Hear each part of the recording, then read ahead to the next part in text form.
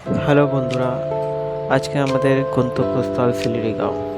এই সিলিরিগাঁওতে যাওয়ার জন্যে আপনাদেরকে প্রথমে যেতে হবে এনজিপি, এবং সেই এনজিপি যাওয়ার অনেক ট্রেন আছে। তো আমরা আজকে যাচ্ছি দার্জিলিং মেল, এবং এই দার্জিলিং মেল শিয়ালদা থেকে 10:15 ছাড়ে এবং এনজিপিতে পৌঁছায় 7:30 থেকে 8টার মধ্যে। এনজিপি সকালে পৌঁছে যায় এবং তারপর এনজিপি থেকে আমাদের অলরেডি গাড়ি বুক করা ছিল। সেই গাড়ি করে আমরা সিলিরিগাঁওতে যাব এবং যাওয়ার পথে সেবক ব্রিজ ক্রস করে তারপর আমরা ব্রেকফাস্ট করব। এবং আপনারা এখানে চাইলে বিভিন্ন রকম ব্রেকফাস্ট এখানে অ্যাভেলেবেল আছে, এবং আমরা এখানে ম্যাগি, মোমো, পরোটা নিয়েছিলাম। এবং তারপর আমরা এখানকার যে মানে আশেপাশের যে জায়গাটা ছিল খুবই সুন্দর ছিল, তাই আমরা একটু ঘুরে দেখে নিলাম। দেখে নেওয়ার পর আমরা আবার আমাদের গন্তব্য উদ্দেশ্যে রওনা দিলাম। এবং সিলিরিগাঁও পৌঁছানোর 1 থেকে 1.5 কিলোমিটার আগে খুবই সুন্দর ভিউ পয়েন্ট আপনারা পেয়ে যাবেন। তো আমরাও সেরকম একটা ভিউ পয়েন্ট এখানে পেয়েছিলাম, যার নাম সাইলেন্ট ভ্যালি।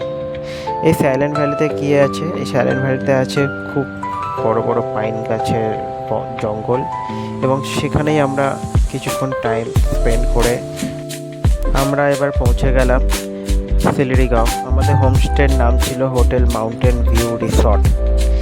তো আপনারা দেখতে পাচ্ছেন এটি আমাদের রুম ছিল, এবং এই রুমটি খুবই সুন্দর, এবং এই রুমের জানালা থেকে আপনারা গ্রামের ভিউ দেখতে পারবেন, এবং তার সাথে সাথে কাঞ্চনজঙ্ঘারও ভিউ আপনারা ব্যালকনি থেকেই দেখতে পারবেন, যদি আপনাদের ভাগ্য ভালো থাকে, যদি ওয়েদার ক্লিয়ার থাকে। তো আমরা দেখতে পাইনি কাঞ্চনজঙ্ঘা, বিকজ ওয়েদার পরিষ্কার ছিল না।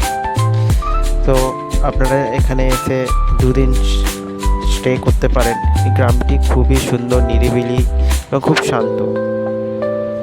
এবং আপনারা এখানে ট্রেক করতে পারেন।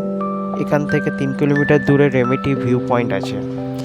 এই রেমিটি ভিউ পয়েন্টে কী আছে? এই রেমিটি ভিউ পয়েন্টে তিস্তা ভিউ পয়েন্ট আপনারা দেখতে পারেন এখানে গিয়ে। তাই আমরাও দুপুরের লাঞ্চ কমপ্লিট করে আমরা বেরিয়ে পড়লাম রেমিটি ভিউ পয়েন্টের উদ্দেশ্যে। রাস্তাটি আগে মানে এরকম সিমেন্টের ছিল না, আমি এর আগেও এসেছিলাম, বাট এইবারে যখন গেলাম তো দেখলাম রাস্তাটি পাকা রাস্তা হয়ে গেছে। এবং রেমিটি ভিউ পয়েন্ট আপনারা দেখতে পাচ্ছেন, এখানে আপনারা তিস্তার 14টি পার্ক আপনারা দেখতে পারবেন।